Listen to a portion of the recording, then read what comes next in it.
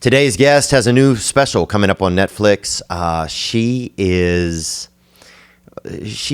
multifaceted, and she's a wonderful storyteller. She's very entertaining, and I'm happy that she's here with me today. The wonderful Fortune Feimster. Shine that light on me. I'll sit and tell you my stories. Shine that light on me. I'll sit and tell you my stories. Amanda Bond's got a face tattoo. Can we bring that up next? Fortune, thanks for coming in. Hey, Theo, thanks for having me. Yeah. Yeah, man. That's cool. This nice is to see really you. Cool. Yeah, it's really sweet of you to come by. I appreciate it. Can you bring it up, Nick? Sorry. I just want to see this. I just saw this on the news. Oh. Amanda Bond's got that face hitter right there. Dang, it's not even a good heart. Is that a heart? It looks It's like somebody got drunk and yeah. tried to make a heart, but it's like kind of a lopsided O. It's like a tattoo a buddy of yours would give you like in Syracuse or something at a party. Or in like, there's like a Flint, Michigan basic white person kind of tattoo, I think. She doesn't look anything like she used to look. She, it's so common now with face tattoos. It's almost like, I have this idea sometimes that in the future, the layer of, this layer of skin will be, we'll wear like an actual protective layer of skin in the future. Because the sun will just be murdering all of us. Oh, that's a good reason. I don't know.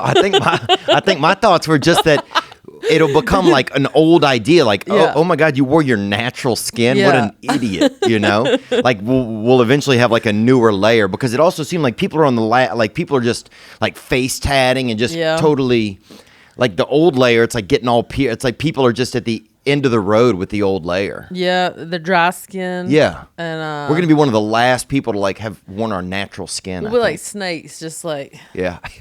let it all shed it all. Be like, all right, now for the new one. Yeah, and I think they'll just blow it on almost like with a like a pressure wash it on, or like a maybe a tanning bed if you ever go to like one of the stand up ones. I haven't been in the stand up ones. I've been in a tanning bed once. Yeah. And it's not great. Oh, really?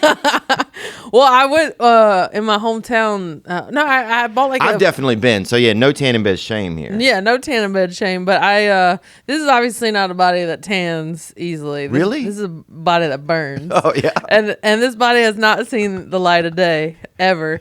As much as I'd love to rock a two-piece. It's not happening. Oh yeah, I'd see you in a two-piece. Yeah, so I in college I bought like a package of 4 sessions for a tanning bed or whatever. I went to one and I was like, all right, this is not bad.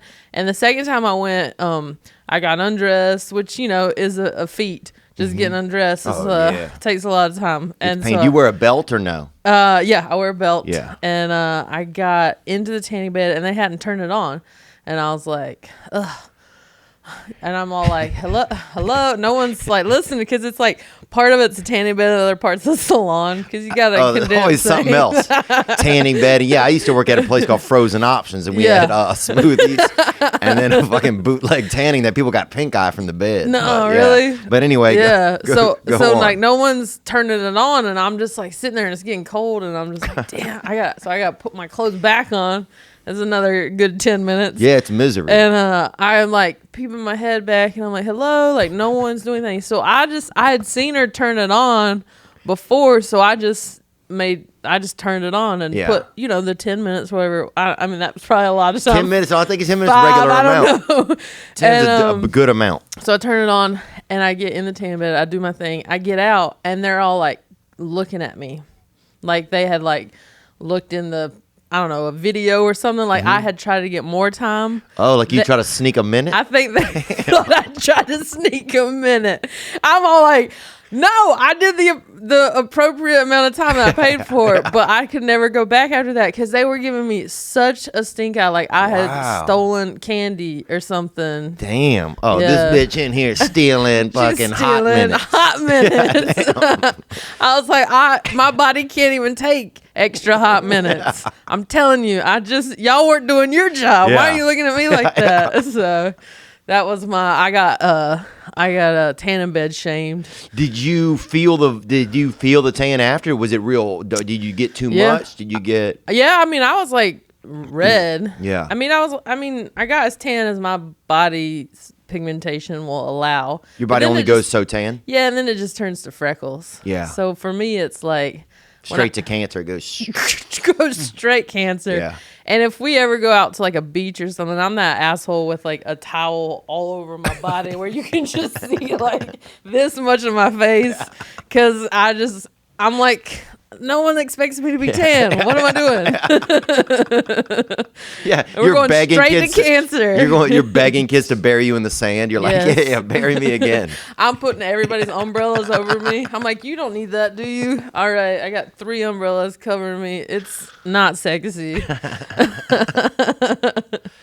Yeah, I think I used to love tanning. My mom used to open the windows in our apartment she would move the dinner table over and open the windows and put a lawn chair right there and lay there. Really? Yeah. And she'd have a little bit of beer and catch some sun right there. Yeah. Let me see that tattoo one more time, Nick. Do you mind, brother? I guess she got it, huh? Is it permanent? I mean, it looks like some of my nephew. Is it a drew heart? on her. Yeah, it looked like a large sock. I think it's a heart. You remember when she was a childhood star, and then she really, I guess I don't know if she struggled from addiction or she had mental health issues, but she went. Might have been a combo. I don't remember, but I mean, she was known when she was growing up as been very girl next door. You know, she was in all those movies where she played the cutesy, nice girl, and then she went deep. She was like tweeting about wanting Drake to murder her pussy. Yeah. I think that was her words. Well, first of all, we've got enough black crime in America, okay? I don't think that we need Drake. And I don't think Drake is the guy who's going to murder the pussy. No. But Drake seemed like the guy that'll maybe like sneak up on the pussy and tickle it. It might just, get a little romantic with it. But I think that was the cry for help where everyone's like, oh no, she's in trouble. Yeah, things aren't going well. And then she threw a bong out of a window too, I think. I remember. Oh, really? Oh, there's the Drake. Right? Wasn't that the correct term? Oh, murder my vagina. Sorry, I made it crasser. It's all right. She's still a lady. She was a lady about it. She said, murder my vagina. Yeah, that's pretty gangster, actually. But I think I had read a story about her like a year ago where she she'd gone to get some help. I don't know if the mental stuff for any sort of addiction. I'm not sure what it was. And she was taking classes at the Fashion Institute. Oh, wow. In downtown. So she was trying to get, just do something new. Yeah, pull it together. And maybe she felt like she didn't want to be a celebrity. She graduated college from FITM. Yeah. Just in June. FITM. Yeah. I went to FITM. You know what's interesting? There was when I was working on a dog show one time or a pet show or something. This years ago, and you were on the show? It was I was hosting. It was about pets or something about animalia. Yeah. And so we went to a dog place where where rich people had their dogs go for the day if they were going to be out of town. Yeah. And it's nice in there. They got AstroTurf and they got fucking magical, they got food from like exotic, like the dogs were having turkey for lunch. Chefs making the dogs food. Yeah, it's crazy. Like you see a guy in there with a pot and like stirring Every dog's getting CBD oil. The guy's got a white glove on. Yeah, you would see dogs. Yeah, one dog was getting a dime and put on one of his incisors in his mouth. Like it was fucking, and that was Little John's dog actually. Dude, they said that this is true. They said that Little John's dog had been there for a month, and that really? and he had gotten the top of the line stuff for it. Yeah. So all the dogs had to play in one area, and then Little John's dog had his own fucking like little hotel for area. Sure. He had a penthouse. Yeah, he had a penthouse. But at the place, right.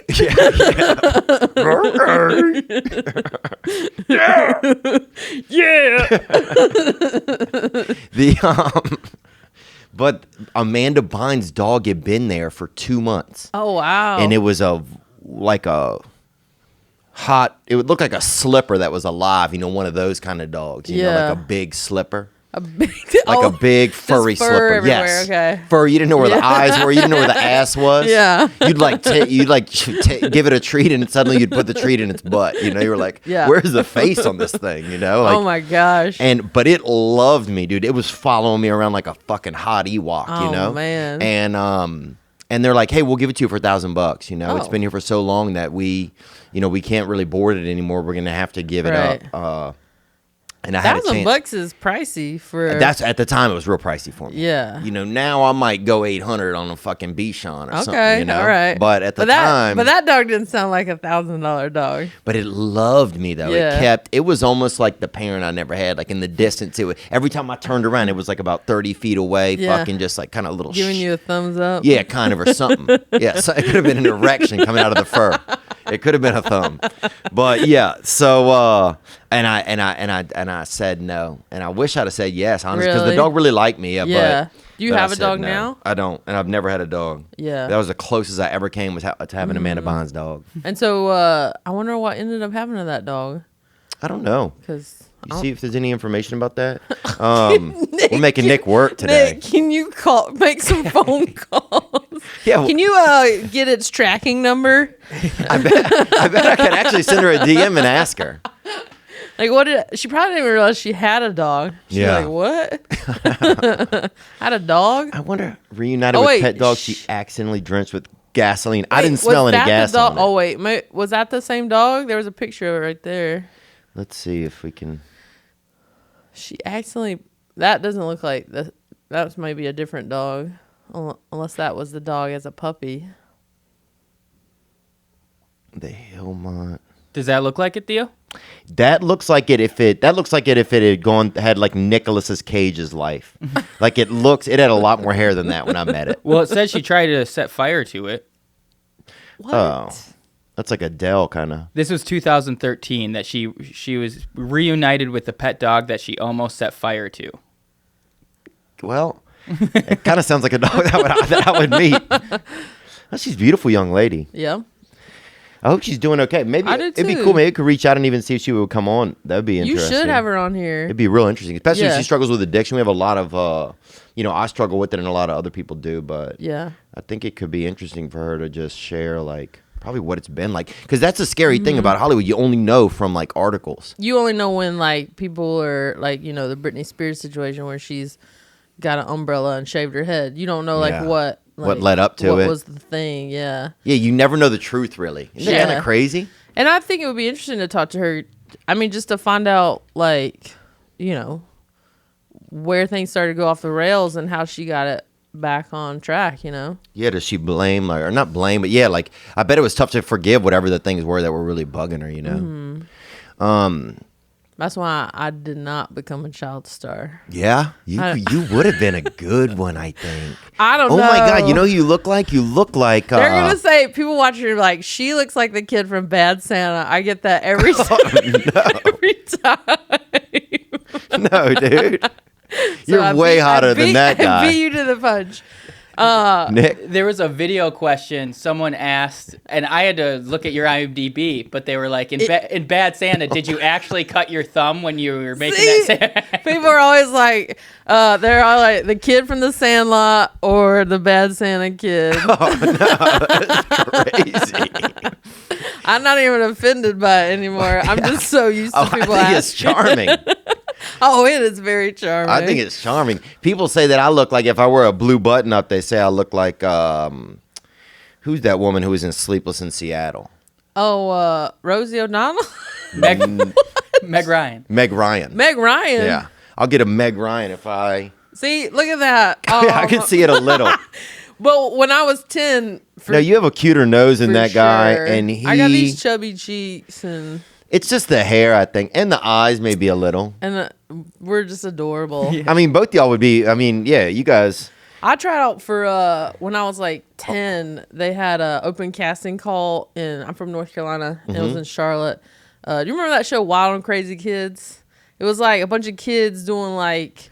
Was it the ones with the pyramid? They were looking for the pyramid, trying to win a contest. It was like a field day almost, like kids competing in different like activities. And you went out for it? I went out for the open casting call at the mall, and I had like jelly stains on my shirt from McDonald's breakfast. Oh, hell yeah.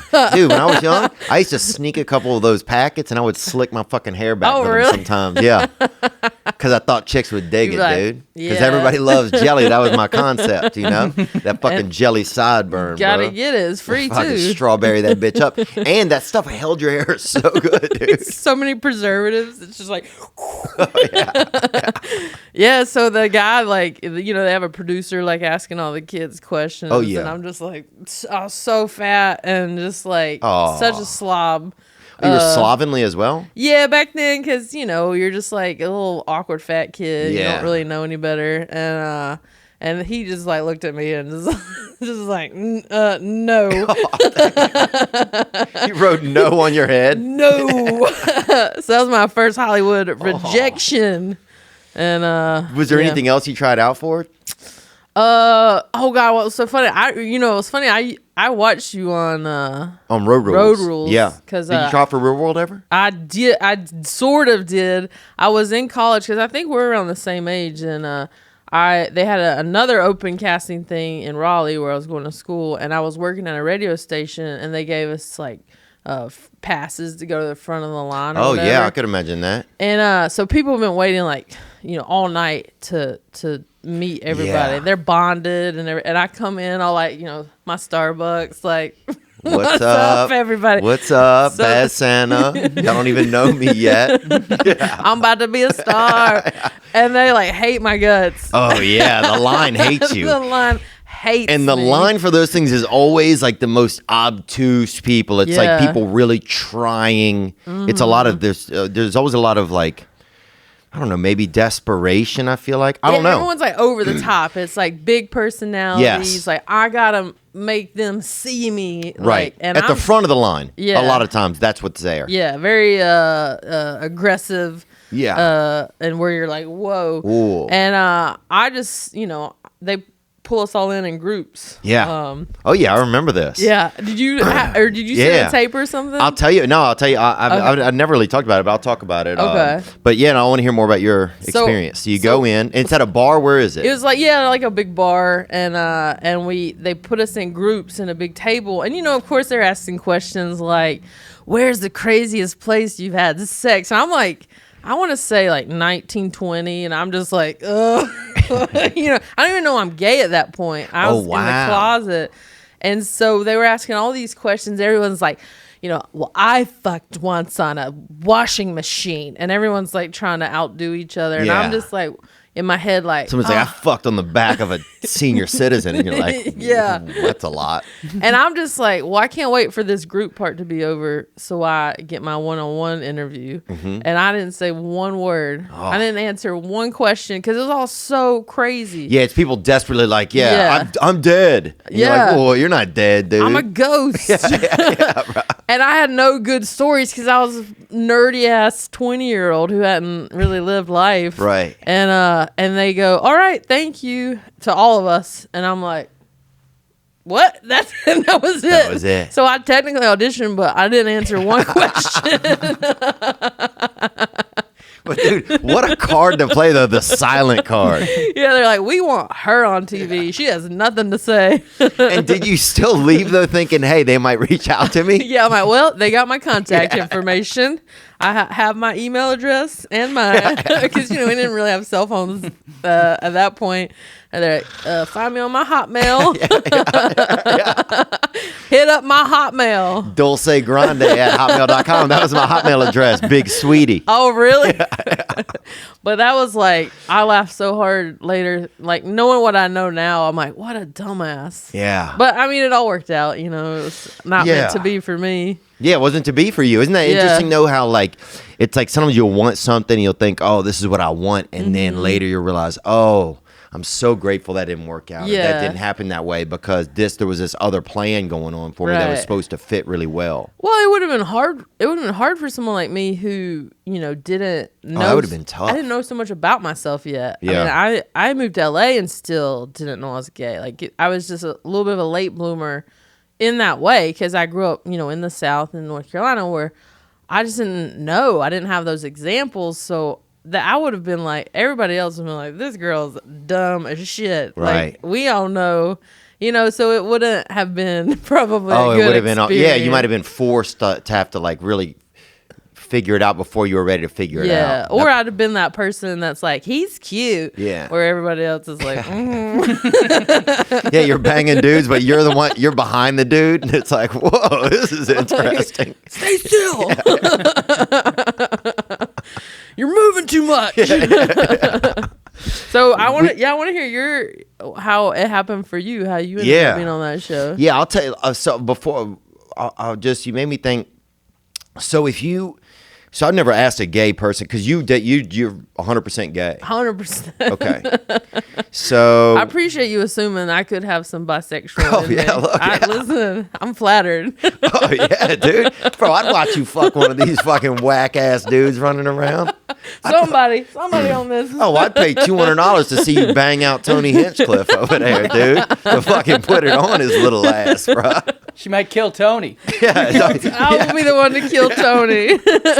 dude. You know what's crazy is one day someone's gonna walk up and actually kill him. Oh God! And it's gonna be the greatest, saddest, most amazing fucking documentary ever.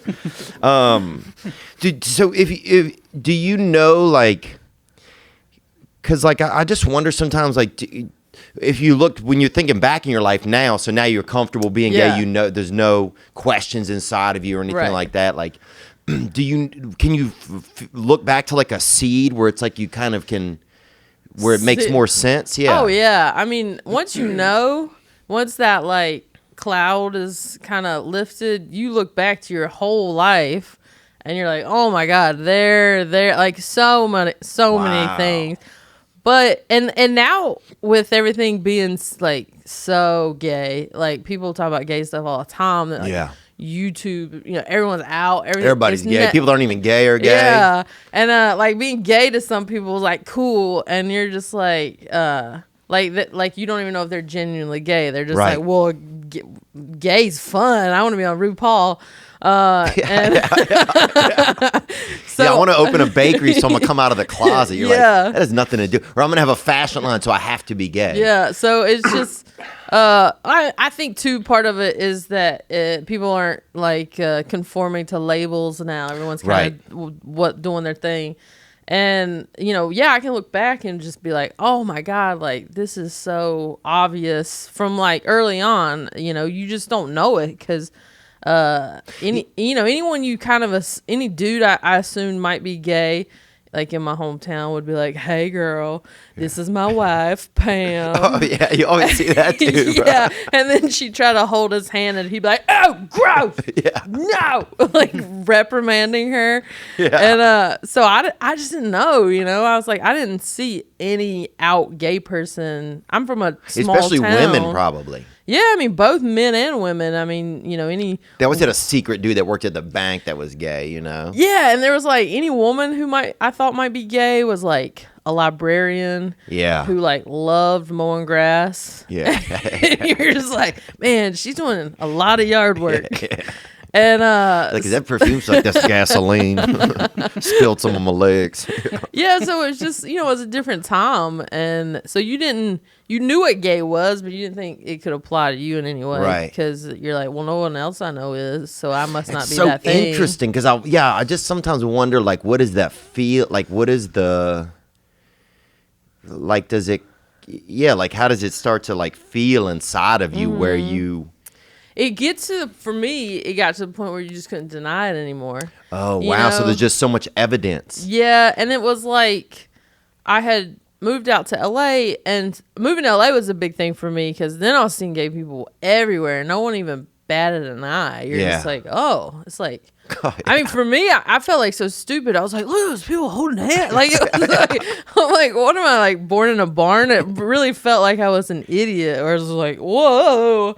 And and then, like, you start to, like, the L word came out. You start seeing, like, you're like two chicks, hot chicks kissing, and you're just like, wow, I'm feeling things. Okay. And then it just sort of bubbles up to the point where you're just like, ah. Yeah. And I'm gay. Yeah, we're just like, I'm gay. Yeah. Yeah, some dude came out of the closet at one of my shows one time. Really? Yeah, he was, I swear to God, he was laughing so hard. He's like, I'm gay. Fucking just hit him. Yeah. And his buddies are like, what the fuck, Patrick? You Holy cow. Have another beer, dude. Calm down. I'm fucking gay. Yeah, bro. He's all like, whoop. Sorry. Dude, that's so, does it feel like, does it feel like you get like an erection in your vagina if you're a gay woman? No. I mean, when I was watching the L Word early on, yeah, you're kind of just like, you're more tingles, I think, than anything. Yeah. We don't get the boners to tell us like that we're excited. Right. It's more like the butterflies and the tingles. We're just like. So when that starts to happen, could you think back to other times when you're like, oh my God, I got that feeling but I had no idea what was going on? Like, yeah, well, I was very intense about certain friends growing up. Yeah. Like if I joked, one of my very first jokes was like I talked about how I would get so upset if my friend Michelle would go out on a date with a guy, and my mom would be like, I don't understand. And I'm like, she's my best friend. It's like so intense, you just she's on a date. My head's exploding. You're in a car with binoculars in the distance. Fucking going on her email. Yeah. I mean, it was like, hope you're enjoying the date. You just get so like angsty, because there's all this stuff inside and you don't know what it is. And it used to baffle the shit out of my mom. She was just like, I don't, like, who cares? Like, she's on a date. I'm like, yeah, but like, we were supposed to go to Chili's together. And it's more of that shit, just that like, that like teenage, like, but that like goes on for longer than it should. Yeah. And yeah, you're just the direction, you're like, yeah, it must seem so bizarre. That's so wild. Yeah. Because I would have like sort of these like, intense friendships where it almost felt like you were dating at times, like writing each other notes and putting it on your car, stuff you would do with like a boyfriend. Yeah. I was doing that with certain friends, and so you get just so emotionally invested in that person that when their straightness continues and a guy comes into the picture, you're just like it's almost like you're malfunctioning. Yeah, you're like a R2D2 and he fucking just you've created a non-reality, right? And then reality comes and bursts that bubble, and it must be a little hard, even though it must have been oddly heartbreaking almost in some ways, even though you didn't know maybe exactly what was going on. Man, that would just feel so heartbreaking, I feel like. I mean, I think, when I talk to other gay people who had those experiences, I think where the heartbreak comes in is that you're getting told no. Like, even if it's not a verbal no, from early on, because there's, like, something between a closeted gay person. Like, if you and I had met in high school, like, we'd be buddies right away. We'd be high-fiving.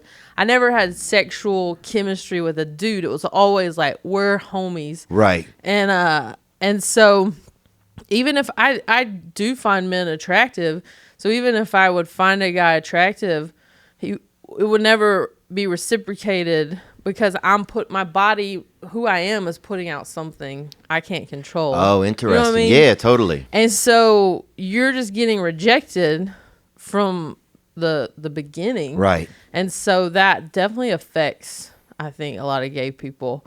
And some people work their way through that, where they're like, they build up their self-esteem in other ways. Right. Some people start drinking a lot when they get to like college and stuff to sort of mask that pain of rejection. Everybody deals with it in different ways, but yeah, I never really thought about that. There must be this rejection from like the way that society's kind of built, and just at least back then, especially in younger people too, because younger people don't even know what they're doing. Yeah. And it was just like I went to prom and stuff, but usually I asked the dude, hey, what's up, Mark? You want to go to prom? He's like, don't pat me on the back so hard. Do not pat me on the back so hard. So I just didn't have that typical normal dating. I never had a boyfriend. Yeah. I went on a couple dates, but you just kind of like dating sort of became like a non-thing. Right. So I became sort of the overachiever, like, I'm gonna be in all the clubs and I'm gonna be president of the student government and I'm gonna make A's and right. I'm gonna find other ways to express myself. Yeah, that and to get validated. Oh yeah. I had to find validation elsewhere because I wasn't the girl getting flowers on Valentine's Day. Yeah. I'd be like, Sheila, you gonna finish those cupcakes? So you just somebody buys you a rake. You're like, whoa, that's a unique gift. Yeah, I was like getting flowers from my brother. Like, these are from my brother. It's wild because you really are like you also have this whole vibe of like a real beautiful woman. I feel like. Oh, thank you. You know, like you really. I don't know. I don't know why I said that even, but I don't know. I just felt that, but. Well, that was very sweet. Thank Yeah. you. I don't know. I think where I was able to sort of find connections with people, it was more of just like being friends with people and being genuinely interested in them. Yeah. And having good conversations. And I had a lot of friends, and then I was sort of became the class clown that sort of made people laugh and stuff. So I did find laughter early on was sort of that bridge that gapped that disconnect with people. Oh, I see what you're saying. Yeah, I can totally relate to that. Yeah. So then all of a sudden people are looking at you with a different set of eyes, They're not looking at you as like, oh, there's that, chubby girl that's awkward. They're looking at it like, oh, she's funny. She's funny. She's cool. Yeah. There's some, you create something about you. Mm-hmm. And almost kind of what a neat, so much of our like who we are and our validation becomes based on that like response we get from the opposite sex. Right, yeah. Or, when we're growing up. Yeah. So it's almost kind of neat that if you were able to like kind of take that out of your picture, even though it probably affected you some, I'm sure, to take that out of your picture and find other ways and just be able to build friendships with people and not have that element be part of it. Yeah. It's almost kind of a weird blessing, it seems like. Yeah, because I did see early on like people get really wrapped up with men, relationships. Oh, yeah. Like people are pregnant and shit. Like even my mom, after my folks got divorced, she was so hurt by that and that rejection from my dad that she spent that next like 10 years just all that mattered was finding that man who loved her. And I would see her just get crushed, like because she put everything into that dude to the point where she was neglecting stuff at home. Yeah, the rest of her life, or finding other joy. Yeah, and so all of her validation was completely there. And then when that thing didn't work out, she just was on the floor. And that definitely had an effect on me where I was just like, man, I can't do that. I can't be like that. So there was like a happy medium, Yeah. So yeah, in a weird way, it allowed me to stay focused, I guess, and put more value in friendships. And create a new way to breach just to a new world. It's almost like you didn't get stuck into this same path because so many people. It's like you get into there and everything's based on if fucking Larry look for every. It's like does Larry look at me after science? Yeah, and I've seen people make career decisions that have changed the course of their life for a person. For love that didn't work out. Sometimes it did, and so you just wanted to find you wanted to make those decisions when it was the right person in the right time. Right. So I was glad I at least didn't spend my high school, college, early 20s where that was dictating all my decisions and thoughts. I guess. Yeah. That dictated all my shit, dude. It was a fucking nightmare, dude. Driving across town just to masturbate. I remember biking across town to find some titty magazines just to masturbate? Just so lonely, yeah. I used to bike 5 miles to masturbate, dude, on the weekend. It was like the biggest thing I looked forward to. Well, back then, you couldn't, porn wasn't as accessible. Oh, no, you had to now bike you're to just get like, it. doo-doo-doo-doo. Yeah, now these lazy people. Yeah, no one's getting their steps in. Yeah, dude. Oh, if I'd had a Fitbit on, bro, I was the healthiest fucking masturbator in town. Like, my arms are strong. So are my legs. I'm so strong from biking and masturbating. But now you date a lot of hot women. You're basically like the David Spade of the lesbian community. I feel like you get a lot of hot chicks. I've dated some very, very attractive women. Now I'm engaged. Now you're engaged. Now yes. I'm spoken for, but we have a question that came in about that. Actually, let's get to it real quick. Have you set a date for your wedding yet? She's just matter of fact. That's the question. She's very short Have and you sweet. set a date for your wedding yet? Maybe her husband may only be allowing her a certain amount of words. Woman, you've got one question. Make it short. You got 9 words, Rhonda. Rhonda, keep it short and sweet. We have not set a date for our wedding yet. We got engaged like 2 years ago. So y'all starting to twiddle your thumbs over here. What's going on? I'm not even the bride, and I'm like, what the fuck? What's happening? Yeah. No, I mean, well, she moved out here. We've been together 4.5 years, and the first year was long distance. And then I wanted us to at least live together a year to see if we still liked each other. Oh, that's a good idea. So once we hit the year mark, she made so many sacrifices. She moved from Chicago. She was a kindergarten teacher, left a job she really loved. And she was working in the inner city Chicago, and just that was her passion. And so she gave up all these things for me. So I felt like I needed to show her earlier, because I probably would have maybe waited like another year to get engaged, but I wanted to show her I was serious about us and appreciated the sacrifices she made. So I proposed to her, but neither of us had the intention of getting married right away or like to be in any hurry. We are going to get married sometime this year. 2020. We just got to plan it. Yeah, 2020. Okay, because you get about 8 hours left. Shit. Yeah, it's just I think normally when people get engaged, there's like usually it's the bride, whoever we're both brides, but technically, but that bride's usually like very much like, all right, I've been dreaming about this my whole life. Right. Here's the 1,000 things I want to do. Well, she and I never dreamt of getting married because we just. Again, that wasn't my fantasy. I didn't think that was ever going to happen for me. Yeah, even if you think about the wedding cake, it's just one woman standing up there by herself. Yeah. So we don't have all these things we've always wanted to do. So for us, we're just like, and we've lived together now for, over 3 years, and it feels like we're married. We will get married, but it's just one of us has to freaking plan something. Right. So I think I just got to find like a wedding planner. Yeah. Or get one of those planner books. They have books that say planner on them.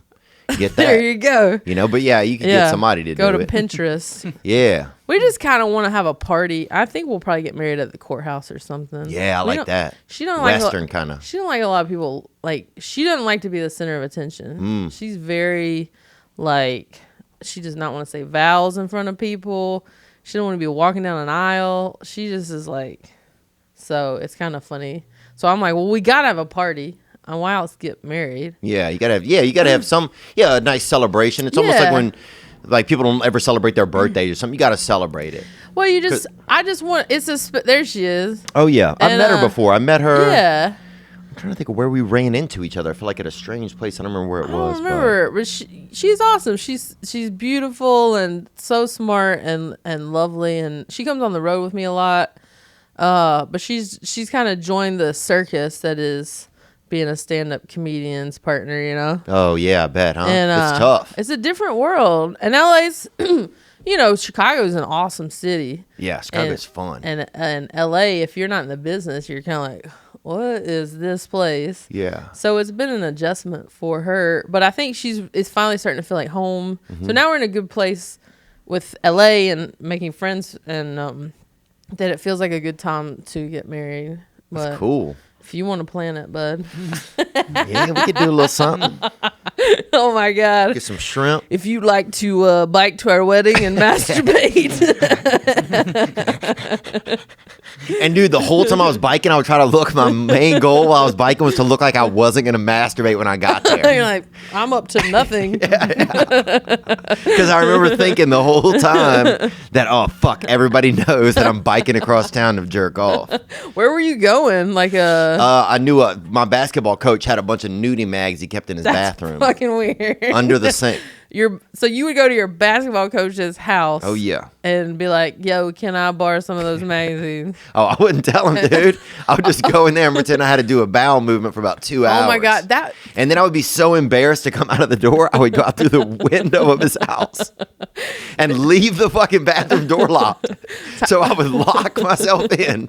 And it was one of those locks, like old one. Theo. Yeah. But it was one of those locks you put the little latch in the thing. Yeah.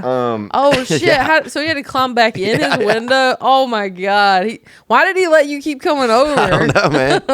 I think he thought I had just bad GI tract or something. Man, things were so different back in the days. Because, so much like, fun. I hung out with teachers, too. And, like, they would come to my house. Like, nowadays, they're like, I'll fucking sue you. Yeah. You know, or like, but back in the day, you were just like, yeah, this is my hanging out with my teacher.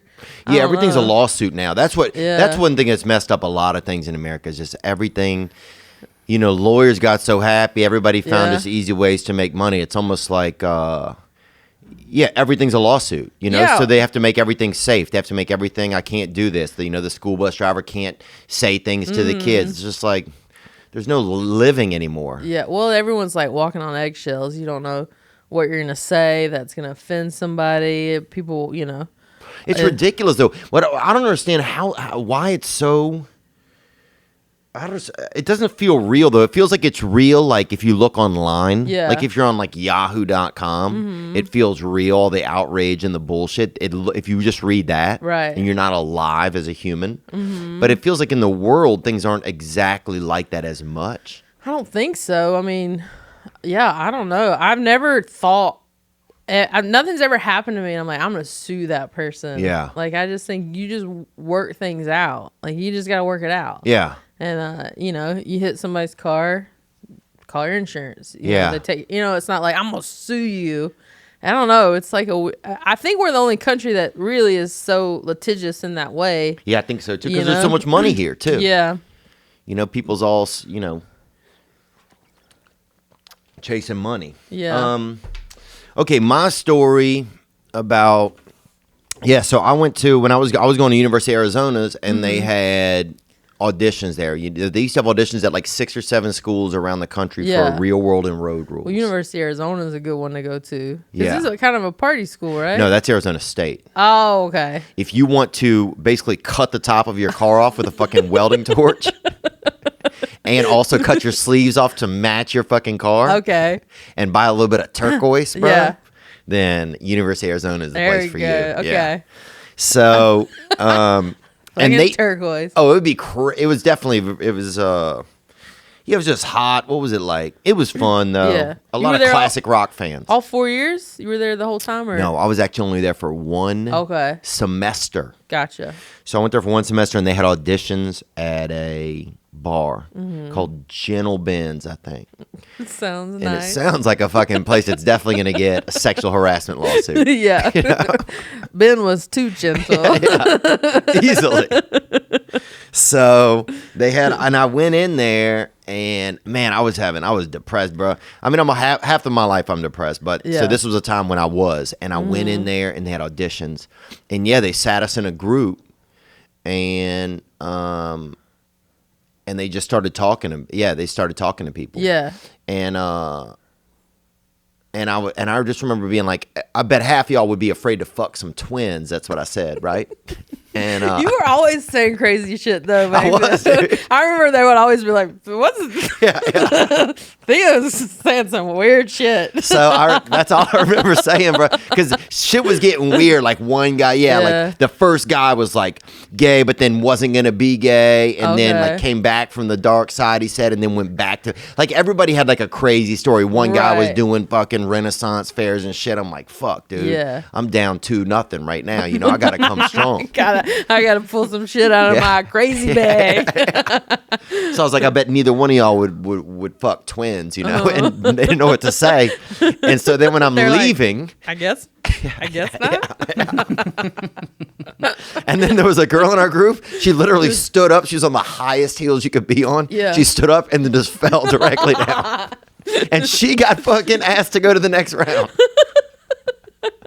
You're like, oh, she's gonna fall off camera. She's in. Yes, she's going down, right?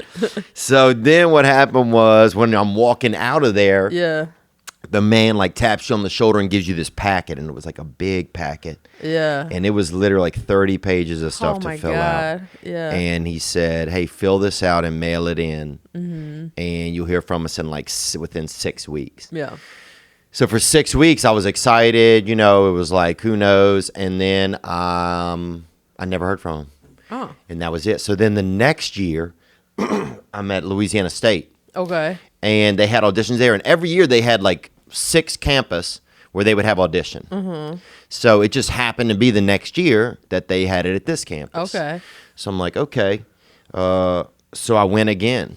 Mm-hmm. And I kind of knew, okay, the first round you say something wild, you know. I won't try my twins line again. Yeah, and then watch somebody fall over. So I don't remember what I did the second time, but I did something. I bet none of y'all would fuck triplets. Oh, he's good. He's good. And I remember.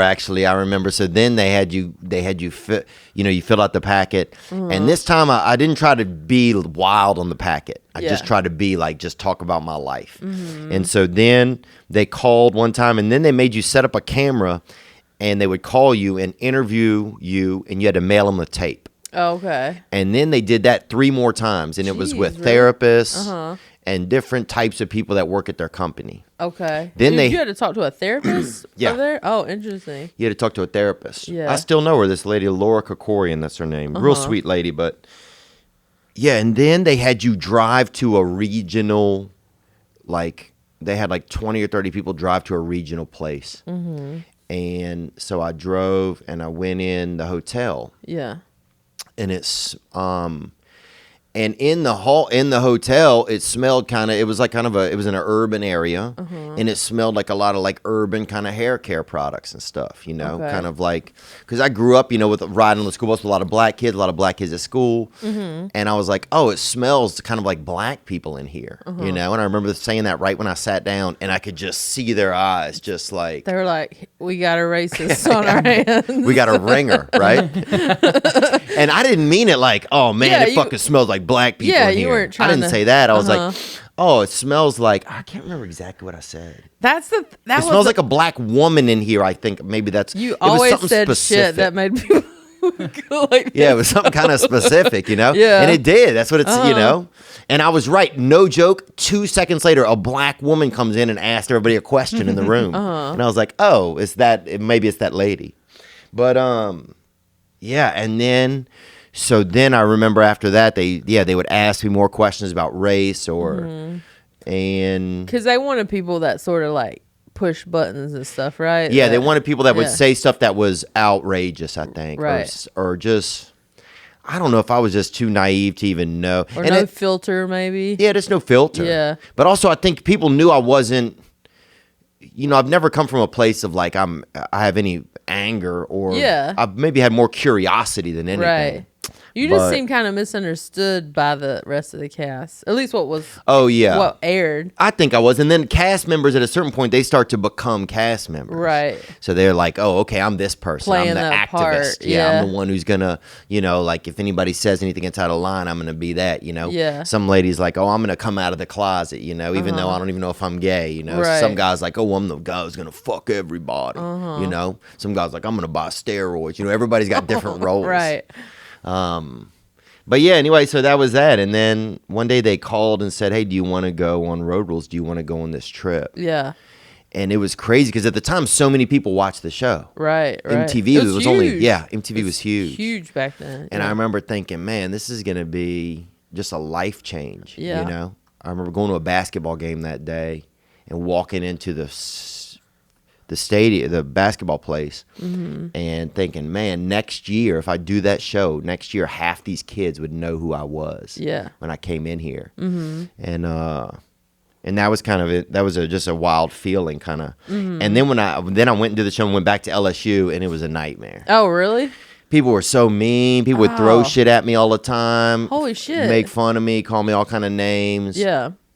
I remember one time I was at a bar. I was waiting to go into a bar, and some kid threw a bottle, and it whizzed right by my head and shattered on this bar right next to me. Oh my god! And that's when I was like, man, I got to get out of here. Yeah, it's just not safe for me to be around here. Right. One night, some people, I forgot about this. I was at a bar by Tulane University, and some kids started fucking with me, and then started chasing me. And I ran up to a house. I banged on the door.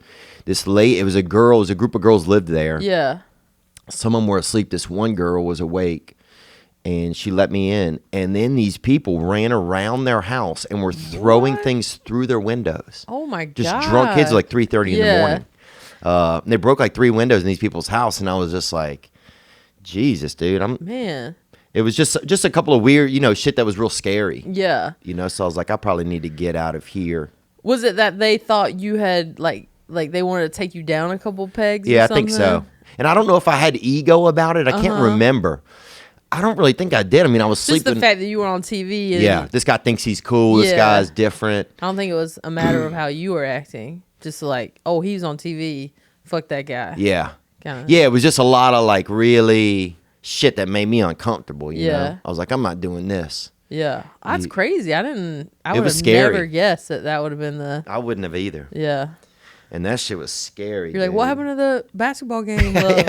Come on. What happened to the cool? Yeah. They're all throwing bottles at you. Shit. Yeah, there was just some scary moments. Now, that wasn't everybody. Right. But that was just a couple things where it was like, oh, I'm not going to die down here because somebody wants to be a prick, Right.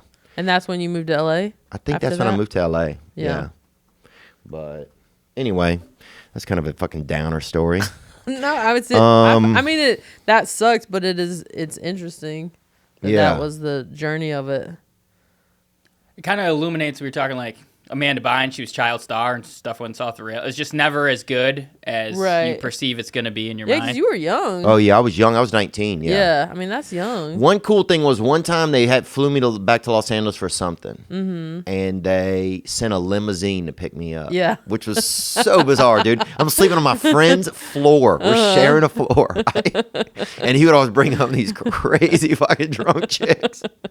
And I would have to hide and fucking kind of sleep by the closet, under a bunch of sheets, so it looked like nobody was in there. Oh my god! And anyway, so I had the limousine stop at the bus stop because I used to wait at this one bus stop and pick up everybody and got in and dropped them all at school, and that was a fucking pretty cool day. That is cool. Just pulled up and was like, "Hey, you guys, get in. We're going directly to campus." It's like 7:30 in the morning. People are freezing. Oh my god, that's like that comedy club up in Sunnyvale or something. They always would send a rooster. Yeah, then they send a limo, like a stretched limo for just you, and you're like, that's white. You're like, is this the fucking 80s? What's happening? Yeah, you're like, is somebody dead? You got like your one book bag and like a satchel of merch. You're like, okay. You're almost embarrassed. You're almost embarrassed to get in. Yeah. The only place this would be okay is Vegas. Yeah. We're in Sunnyvale. Yeah. Yeah, we're in fucking Silicon Valley. Fucking Twitter over here is looking down on me. That's crazy. Oh yeah, my they have God. some. What's one of the weirdest clubs you played over the years, you feel like? Was there something weird when you were starting out? The one that tripped me out was in Peoria, the jukebox or something. Oh, I love Peoria, but I never played the club.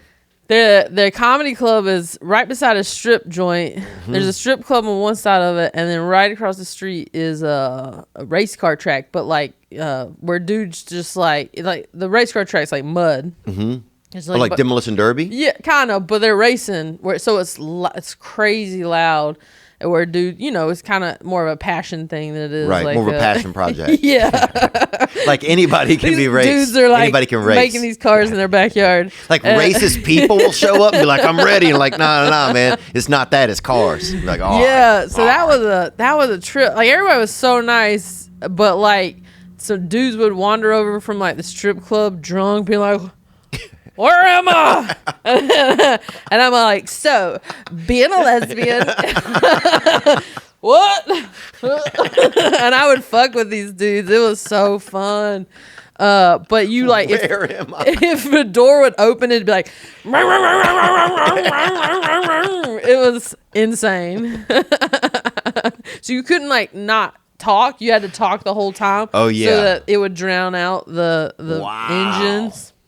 Yeah, that was probably one of the most memorable ones. The jukebox. Something like that. Comedy jukebox or something. I need to go there. That'd be dope. Yeah. I performed once back when I did Last Comic Standing. Oh, yeah. I forgot you did that. Yeah, you did it too, right? Yeah. Like, I made it to like the final 40 or something. yeah, I was same. It was like that kind of thing. I started touring pretty much right after that, but nobody, only people who knew who I was. Right, a couple people. Yeah, watched the show, but they like hired me for a charity event in Virginia Beach. They're like, "Oh, it's gonna be like sit down dinner. It's gonna be really nice." It was supposed to be like sort of through a gay organization, and I guess like a week before the guy in charge quit, and some other guy was just like handed the project, and he was just like, "Ugh." So it was like ended up being at like a biker bar, like Harley, and the dinner was like a Chinese buffet with like 8 options, and Oh my God. there was no gay people in sight. And I had my mom meet me up there from North Carolina because I was new to touring and stuff. Yeah. And fuck, man, the stage was like a crate, like a fucking Coca-Cola crate, and the light was a clamp, one of those clamp workspace lights. And the mic was like sounded like a karaoke, like a kid's karaoke machine, where it's like, "Oh, who wants to hear some comedy?" And they hired an opener who came up with a comedy store, Steve Moore. He was an old comic, and he was supposed to do 20, and I was supposed to do 40. And he lasted 2 minutes. Because it was like biker dudes that were just like, "What the fuck is this?" And there was maybe only like 20 people there. He lasted 2 minutes. He got hit. They still paid him. He got his check and he left. Oh, damn. And my he mom, didn't even stay to support. I was like, dude, you can at least make it 21 in here. Come on. And I got 20 bikers looking at me like I'm insane. And my mom's just looking at me like, "What profession have you chosen?" And I don't, by the grace of God, I just like somehow figured out what to talk about for 40 minutes. And got it done. Oh. But that's early on when you're just like, I don't really have 40 minutes. So I think I was like asking, "Hey, sir, like, where are you from?" That shit, like crowd work. And I mean, I've never been scared in my life to be on a crate performance. Oh, crate is so hard. You take every step is a fucking no. Every time you move, it's like, Dude. on my karaoke machine. Like a virgin. People are like, "What is going on?" You gotta earn your stripes, though. It's Dude, I remember me and a friend of mine went to a school, University of Arkansas, Little Rock. Or it may have even been a smaller one. Right. And like we had to be on a Hendrix crate. College It was outside. Yes, it was outside. We had to be on a crate. Yeah. People brought sofas and everything. They were kind of fired up. They're all Yeah. bringing their own sofas. And we didn't know what to do. We had no plan. It was me Yeah. and another comedian. We each had about 8 minutes, right? Yeah. We had to fill an hour. We stopped before at like a store that had a bunch, like a dollar store, got a bunch of fucking weird prizes and Yeah. shit. And we had 2 girls take pregnancy tests. No. Yep.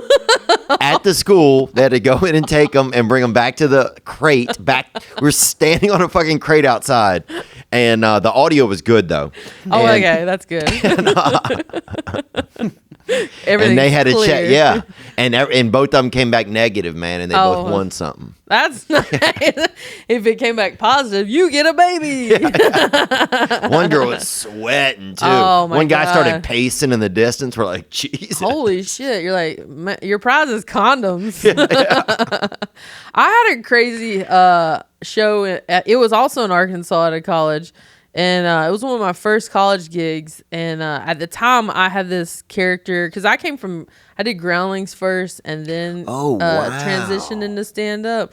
So I had tested for SNL twice. I had this whole past comedy thing of characters and improv and all that stuff. And I had a character that was a Hooters waitress named Darlene Witherspoon. And so I filmed myself like in an alley pretending to be a Hooters waitress. And it didn't go viral, but it like a lot of people watched it.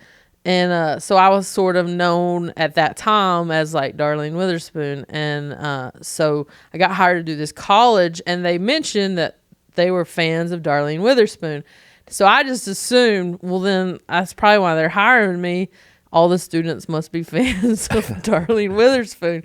So I, again, didn't have a ton of material. You got to build it up, you know? Yeah, dude. And so at those colleges, you have to do an hour. And so I did like 40 minutes. I found my way through that. And then my big idea was that I was going to take my clothes off, and under my clothes would be my Hooters outfit, where I'd be in this tight Hooters shirt and these tiny orange shorts. So I take it off thinking like, here comes the big finale. I'm in my this tiny outfit. I'm going through the rows of kids. They all are horrified. None of them have ever heard of this fucking character. It was the people that hired me who were fans, the like, you know, advisors. These students were just like, you know, they're 18, like, why is this fat girl in a Hooters outfit? And why is she, like, everybody was like, oh. My clothes are up on stage in a pile. I was like, well, I misread that situation. And you must have known immediately, too, that it wasn't going well. No, and there it is. See, Oh, damn, my fat ass was in this Hooters outfit. Fine. And I just, these kids were just, you know, when you're 18, they're like uncomfortable they're like, yes. They're not in on the joke with you. College kids are so fucked up.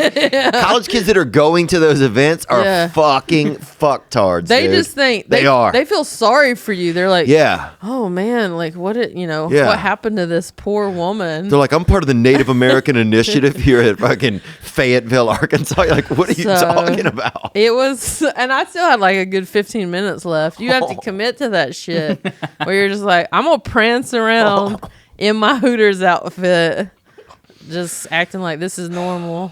Dude, my worst show was, I mean, there's so many of them, but one of them for sure, University of either North Florida or Central Florida. It was their Battle of the Bands. Oh, man. And so I got to be the host, the MC. Okay. So I go out in the beginning, I'm thinking I'll do a couple minutes, warm them up, and then, and, you know, it'll get the crowd going, start to bring up a band. Well, I go out there. They don't give a fuck about me, dude. They don't have. Some dude honestly threw the American flag at me. I remember it was a big one. It was on a thing, and it just came and hit the stage. Oh my god! And I couldn't tell if that was like a good thing or a bad thing. Are you being patriotic or? So they literally boo me off stage. Oh my god! And it was about 800 kids in a small venue, and they were all excited because I think it was a Greek thing, and it was their battle of the bands. So each one had a band that was going to play. Yeah. So I go backstage, and I burned through all my material. Yeah. They couldn't even hear it. They were so pissed. I go backstage, I bring out a band, and then like, okay, you just need to do, about 4 or 5 minutes between each band now. Oof, And I really? was like, Jesus, which feels like an hour when you're fucking eating dude, dick. So. I felt my spine literally crawl out of my ass. Oh, yeah. And hide in my sock, dude. I was fucking. So I just came out again, bro, the second time. And they're like, boo. And literally, I kept coming out to the point where about the fourth time, it became funny that I was coming back out again. Yeah. But man, I remember crying internally, like tears forming, but 100%. Not coming out of my face and only going backwards into my throat. 100%. And it was just painful, man. Oh my god. This shit was dark. We got a question right here, came in. All right. Fortune, 2 questions. Do you wear a bra? And would you or have you ever shot a porno? Oh my god. I could sort of. I didn't have the thing. Did she say, "Do I wear a bra"? She said, yeah, what did she say? Yeah. Do you wear a bra, and have you ever or would you shoot a porno? Well, that is Damn. Wide ranging. quite a question. That's some diverse questioning. Do I wear a bra? My titties are down here. I do wear like a kind of like a shout out North Carolina right here. Oh, nice to say hootenanny. Hootenanny. Nice. I do wear a bra. I don't wear the ones with the wires and the things, so my boobs should be like here if I did do that. So now they're like a little bit. They're like midsection. They're kind of like man boobs. A little bit. Got little moobs. I wish I had a little more. But they say women oftentimes are not wearing the appropriate size bra. Really? So I got to go to one of those bra specialists and get like a better one probably. And would I shoot a porno? That's a big no. Yeah. I mean, I'm sure that comes as a shock to people watching or listening. Nah, this is not a porn body. This is a turn the lights off. No candles even. No. Oh, wow. No, Really? no lamps. We're talking about darkness. I'm more one lamp in the distance. Oh, speaking of no lamps, here's a guy who definitely just woke up. It says dick fuel. Hey, what's up, Theo? What's up, Fortune? My question for both of you is, when Netflix calls, is it a call? Do you have to go in for a meeting? How does that go down when they go, hey, you're getting a special? How does that work? Also, if you could turn into a motorcycle, would you? Thanks. Gang, gang. Transformer. Gang, brother.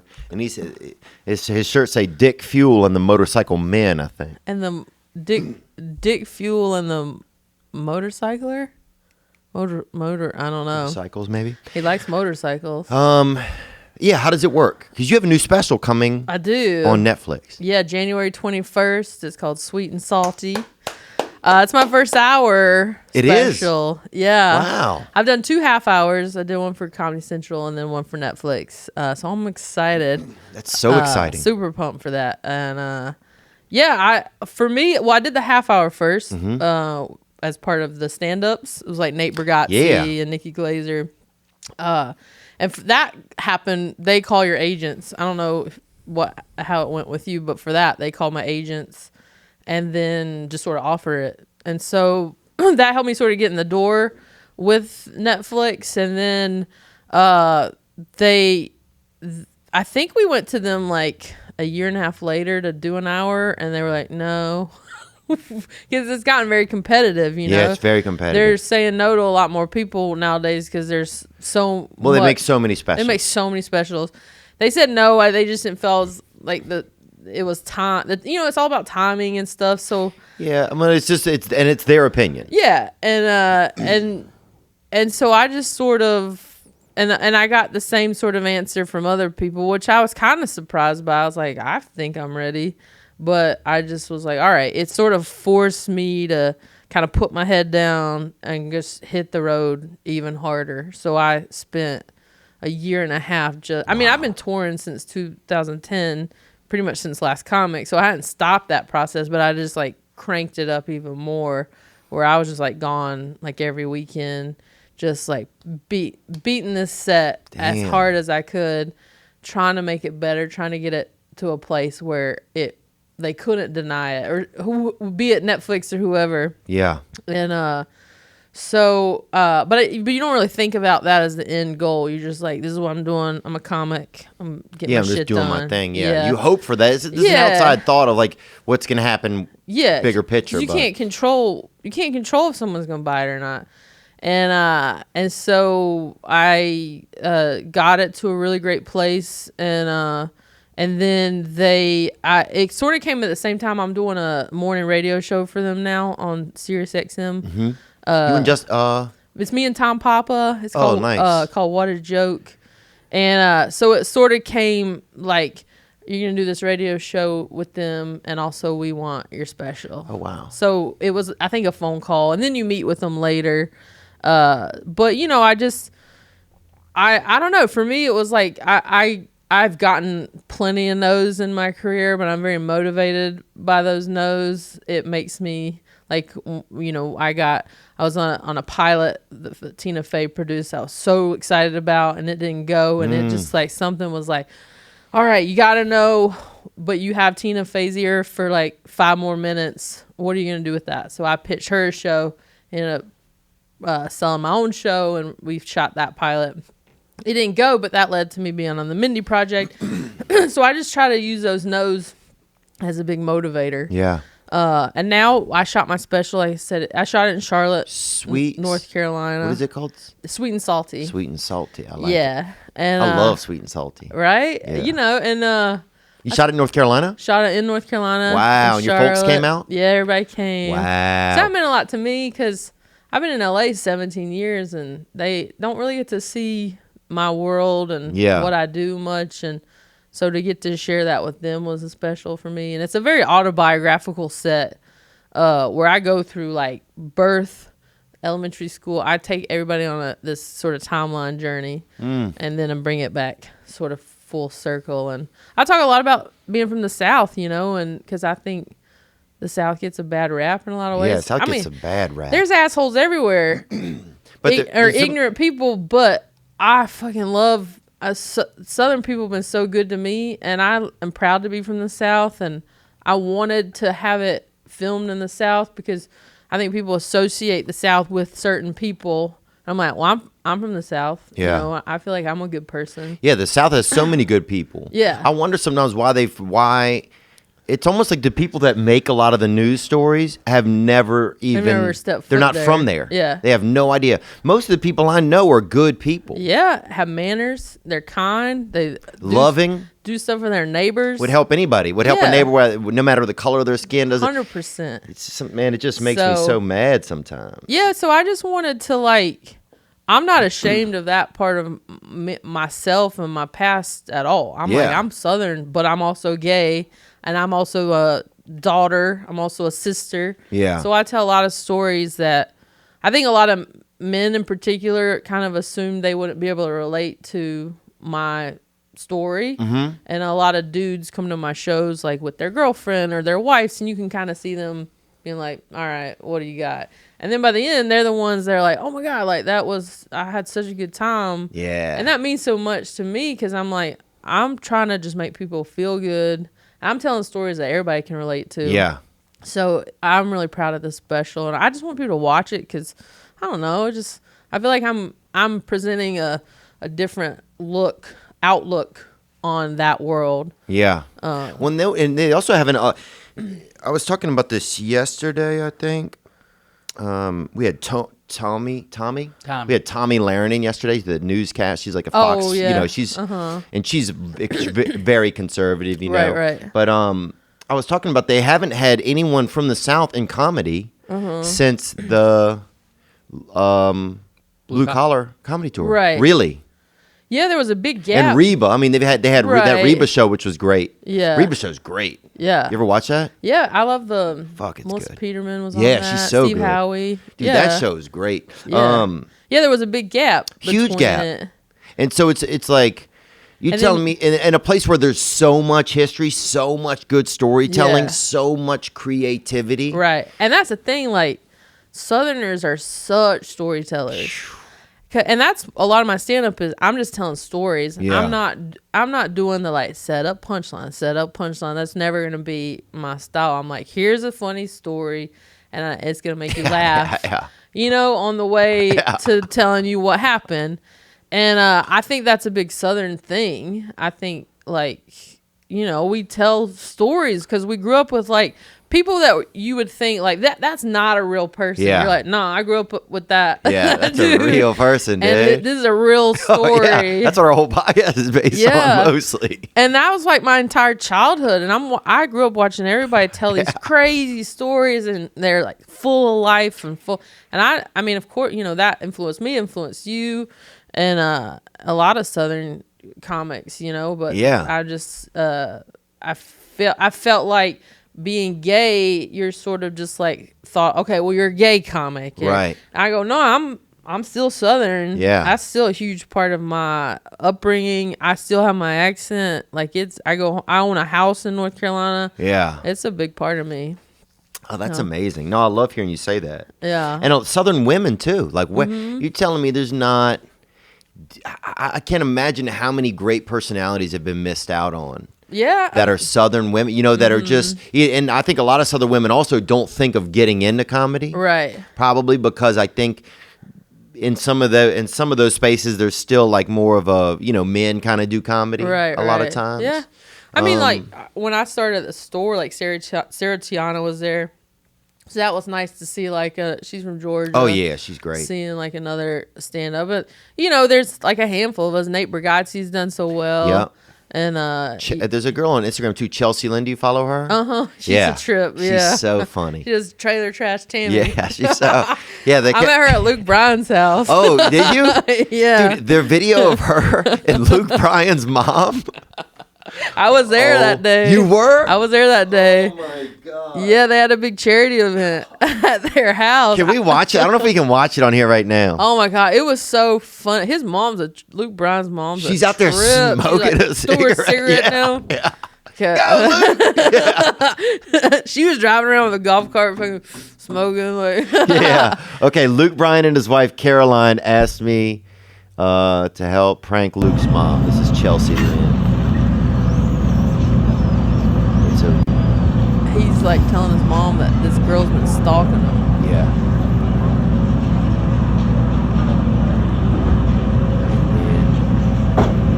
He's just telling his mom's having a cigarette. They're standing by a golf course. This is shot on a phone, it looks like, too. It is. And here comes Chelsea. That's his backyard. It is?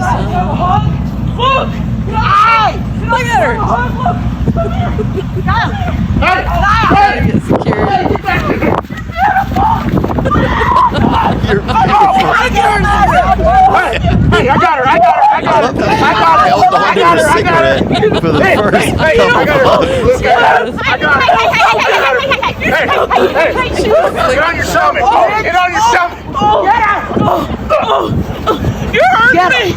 You can't breathe. You hurt me. Give me 5 minutes. Get her.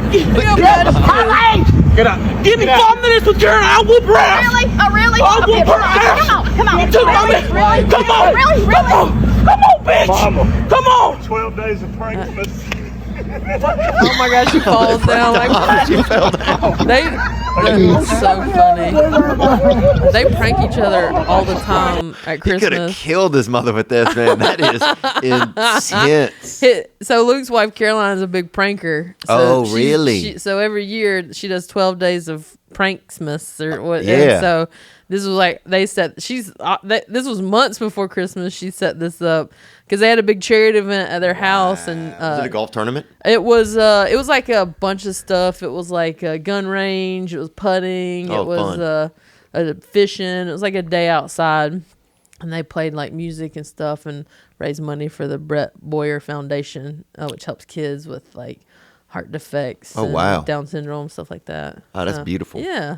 Dang, that sounds like fun. Oh, it was awesome because that you talk about getting back to my roots. Like, I don't get to do stuff like that very often. You know, live in LA, I'm on tour all the time. Yeah. Like, just to go to somebody's farm and like fish and like, you know, just shooting targets and stuff. And they had skeet shooting. Oh, really? Yeah, it was awesome. And then they had like all the like Jason Aldean, all these guys were playing music with him that night. And and Kid Rock came out. He did? Yeah. Was it in Nashville? It was, in Nashville. Nice. At their they have like a house and it's like a farm. It's in Leaper's Fork out there or no? I honestly don't know. They like shuttle you somewhere because you know they don't want people knowing where they live. Oh yeah.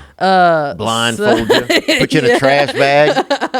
That's awesome. What's so man. funny is like my fiance is like, you know, lived in Chicago 12 years and is from Michigan, and they go, "Do you guys want to shoot a rifle?" We're like, "Yeah, we'll try it." And so they had like 5 targets, and I try shoot. I hit like the target maybe once. She gets the rifle and she's like, pew, pew, pew, pew. I'm like, what the fuck? She nailed all 5 targets without even like flinching. I'm just like, Kindergarten cop, huh? Kindergarten cop, 100%. Damn, that's nice surprising. You're like, okay, now I can pay her as security at least. That's right. Yeah, she'll protect me. I'm the puss. Yeah. Our alarm went off one time, and I was like, we gotta wait for the cops. She's like, no, I'm going in. And I stood in the doorway. I was like, I have my hand on the panic button of the alarm system. Should anything happen to you? I'm of no use. Don't let this big body fool you. Oh, yeah. Fuck. I'm like, that's when I become very straight. Help me. Help! Yeah. Theo! I need a man. She'll be like, you're supposed to be the butch one. I'm like, what are you talking about? Get your man boobs over here. Oh man, that's hilarious. Yeah, I'm so excited for your special. Yeah, that's how it worked. Yeah. Well, did you call? Did they call you? Yeah, I had one. Yeah, let me see, 2015, I think, and they came out and saw me, and then they said, "Yep, we'll do a special." They gave us like a certain budget. Yeah, and that was it. You shot yours in New Orleans? Shot mine in New Orleans. Yeah, and I really wish I hadn't, just because. Really? Yeah, I am glad my mom got to be there. I think my mom got to be there. My family, a lot of family and friends got to come. So that was the best part, was just them getting to be part of the experience. Yeah. The tough part was just people there hadn't been a lot of comedy there. Same with me. So a lot of people didn't know what to do. They didn't know when you were joking. Sometimes they didn't know. Yeah. One person was yelling defense for half the thing. They thought it was like a sporting thing. Oh my God, some lady's really? yelling defense. They had to throw her out. Oh my God. Like, this lady's out of her fucking mind, dude. Yeah, I had a similar thing where the show started like an hour late because, you know, you're filming, they're setting up the stage and everything. So people were like pissed about that. And you're just kind of like, well, at tapings, it's different than a regular show. At tapings, they do kind of start late because they're trying to get all the stuff, the fake cameras and lights. And so everybody got hammered in the hallway. That hour, that's risky. An hour of just people pounding it. So people were so excited for me, and I appreciate that. I love that. They were like, you know, they were yelling at me my whole set. Oh wow. Some gay guys were even yelling lesbian like as a term of endearment, but I'm like, dude, I don't want lesbian being yelled out during my entire Netflix taping. Yeah. They're gonna like, some editor's gonna have to be like, you know, going through this whole thing. Yeah, it's funny. People don't realize, like, you don't just cheer the whole time. Yeah, like, just listen to the show. Right. Some people are like, we're gonna cheer. We're gonna fucking let them know. It's like, they're gonna know. Yeah, I had one woman who, when I would say the punchline or whatever, she'd be like, that's right. And I'd be like, no. Or like, yep, that happened to me. This was my first show. I had to be like, ma'am, I love you, but can like you not do that? And she kept doing it. Like, yep, that, And finally I went, shut the fuck up. It was bonkers. And then the second show started late too. They had been drinking all night, so it was rowdy. It was rowdy. Yeah. Yeah. So I'm glad I did it there. Because I got to share that with friends and family, but it's risky. It is, yeah. Because people think it's just a party. We're coming out to party. Exactly. Which a live show is. Yeah. Any live show, you're just like, yeah, I want you to have the most fun ever. Let's fucking have the best hour and a half ever. Yell what you want, we'll do it. Yeah. But at a taping, you're like, I gotta. Yeah. You just got to get this done. Yeah. Yeah, it's tough to be up there and be a comedian and also trying to feel like you have to kind of like produce, be a controller as well. That part was the most interesting because it's harder to like stay in the moment, like as a live show, it's just like so natural and you're just like, I'm connecting with you, you're connecting with me. But like when you're taping, the producer part of you is like, oh, I messed that line up. You kind of like, or you're like thinking about where you're standing. There's something a little more unnatural about it. But then by the second show, that night, it was like, okay, let's just do this. Yeah. It gets to be let's just do this. Yeah, the second time, you're like, you just start to realize, okay, there's things I can control, things I can't. Let me just do my best. Well, like I said, I just want people to watch it. January 21st. January 21st on Netflix. Sweet and salty. I love it. That's so exciting. Where are you going to watch it? I'll be in New York doing press. So I guess somewhere in New York. And then I leave like 2 days later to film a movie. Oh, really? Yeah, I'm going to Puerto Rico. Oh, wow. I've never filmed there before, but it should be fun. To San Juan, do you know? San Juan, yeah. That's I'm flying to San Juan to shoot for 2 days on that movie. Then flying to Pittsburgh to shoot a day on another movie. Flying out on the red eye that night to go back to San Juan, and as soon as I land, I go back to filming. Damn. It's crazy. But it's good. I mean, I'm always been trying to balance the stand-up acting life. I'm just happy that anybody wants to hire me, so yeah, if that's what it takes, I'll do it. Yeah, you've always done what it takes, it sounds like. Yeah. I mean, I come from very nice working folks. My mom was a special ed teacher for 30 years. Oh, wow. My dad was worked at a trucking company, and then the last 10 years he's basically been a janitor at an elementary school. Oh, wow. In charge. He's a janitor, but also he's in charge of the janitors there. So I'm very like working class. Like we didn't have much growing up, and you just learned from an early age. You got to work. Yeah. Nothing's handed to you. And, I started working at the recreation department when I was like 15. Did you really? Mm-hmm. Lining softball fields and picking up trash. And at the rec department. What was it called? Right. Belmont Recreation Department. BRD, they called it? Uh-huh. And I loved it. And, but when I moved to LA, I had $25 in my pocket. You just figure it out, Yeah. You're just like, I have a goal. I want to keep a roof over my head. And for me, it was never about trying to be famous or anything. I didn't think someone like me could be on TV. I was like, I just want to pay my bills.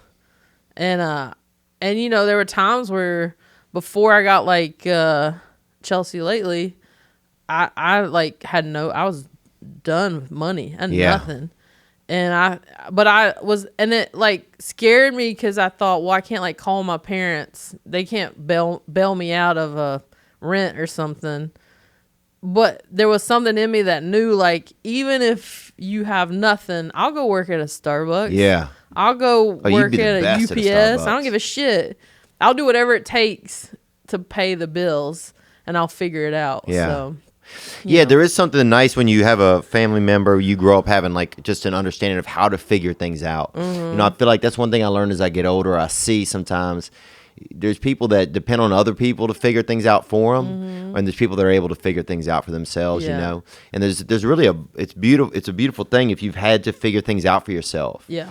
Because it's it's just such a skill. It's such a skill that some people don't even realize they don't have. They're like, oh, I need the government to do this, or I need, it's like, to have that skill to be able to survive. You got to be able to pull yourself up by your own bootstraps, Like, I find the people that I know who've been handed things their whole life, they don't know how to function sometimes. And you're like, come on, dude. Like, you tighten up. Yeah. And it's just like, as hard as it was growing up with, like, you know, I'm not saying I had it worse than anybody else, but, you know, but yeah, there were times the lights were cut out. There was, you know, the water bill hadn't been paid. And you just are like, all right, we at a young age would pool our money together and be like, all right, let's pay the water bill. Yeah. You know, you just figure it out. And so my mom is a teacher. Like in the summers, she had to go get a job waitressing at like a Sizzler type restaurant. I used to like Sizzler. Yeah, it was called Quincy's. Oh, was it really? Yeah. And, God, sounds good. It was, there's no ego in it. Yeah. Like, it was embarrassing for her. She had to wait on like friends, families and stuff, but there's no ego when it comes to taking care of yourself and your family. Yeah. You just got to do what you got to do. So I think it helped prepare me for LA, for this business, because, you know, it's like, I'm lucky that I'm working, but I don't know what's going to happen. Yeah, you can't. Yeah, you have to. There's no city that'll make you survive, I don't feel like here. Yeah. I was here, you know, 8 years before I made a dime at this. So I had to do other jobs, you know. You just figure out other ways to make money. Yeah. And so I'm just always like hustling. As a result, I never stop. Yeah, well, and that's a nice thing. Some of that never stops, you know. I think that thing never stops, like the desire to achieve or to figure it out. Well, the flip side of it is that you're so consumed with this being secure and making sure you're never in that position again, is that you almost work too much. Too much, yeah. Where I spread myself pretty thin.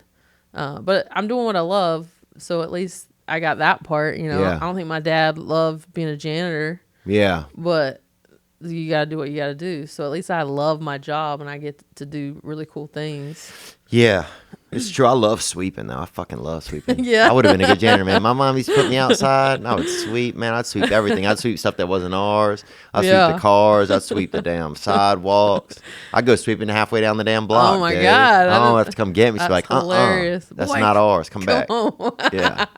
My dad's big thing was doing floors. He was good at with that buffer? Yeah, that buffer. He would strip floors and wax them, and that was his big thing.